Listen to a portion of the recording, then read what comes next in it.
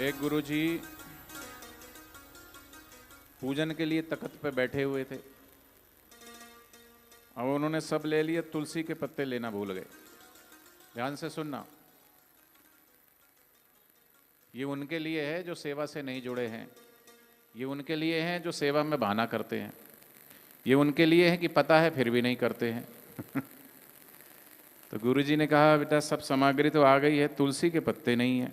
तो एक शिष्य ने देखा कि अब मेरे को बोलेंगे गुरुजी, तो जान के बोला, तुलसी के पत्ते वही ना गुरुजी जो इतने बड़े बड़े लंबे लंबे होते हैं, वही ना। तो गुरुजी को लगा इसको पता नहीं है शायद।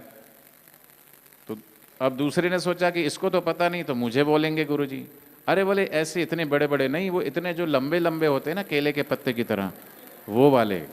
गुरुजी को लगा कि इसको भी नहीं पता। पता तो था, गुरुजी सब जानते हैं, ऐसा नहीं कि नहीं जानते।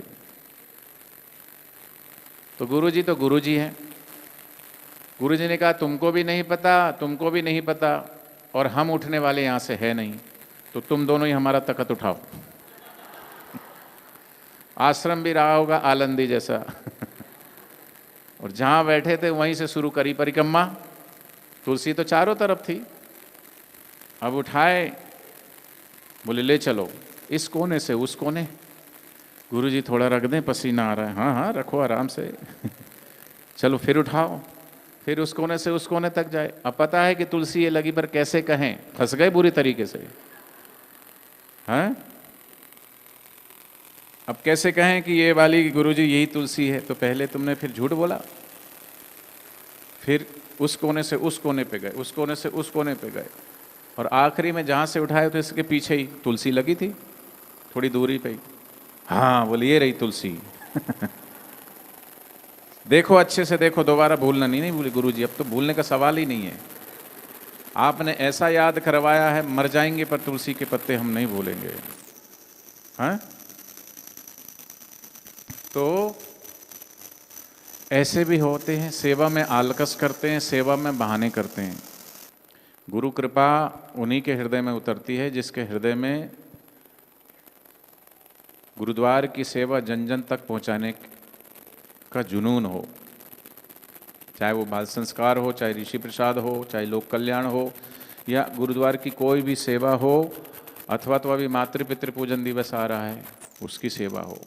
एक जुनून होना चाहिए।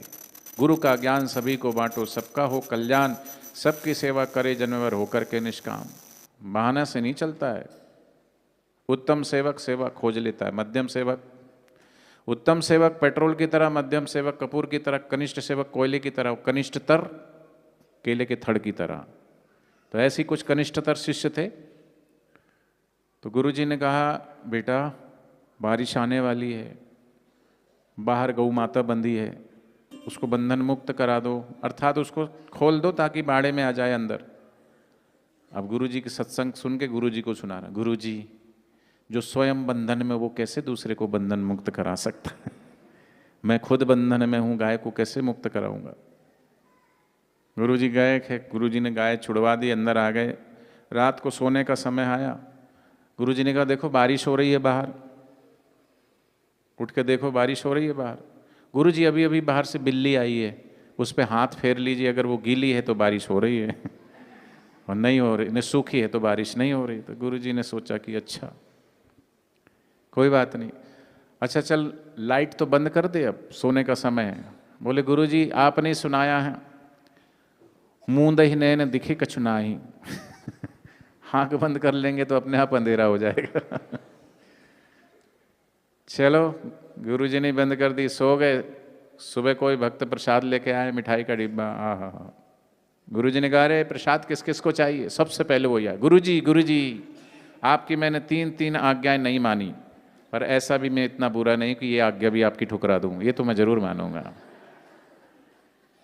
तो ऐसों के लिए तुलसीदास जी ने कहा है, राम नाम में आलसी, खाने में होशियार, तुलसी ऐसे जीव को बारंबार धिक्कार धिक्कार धिक्कार। तो इसलिए सेवा जरूरी, सेवा से ही कल्याण होता है।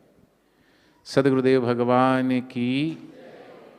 तो जो सेवा में लगे हुए हैं उन्हीं की तरफ गुरुदेव की दृष्टि होती है। जैसे राम जी की दृष्टि गिलहरी पे थी, ऐसे ही जो सेवा में लगे उनके ऊपर दृष्टि गुरुदेव की होती है।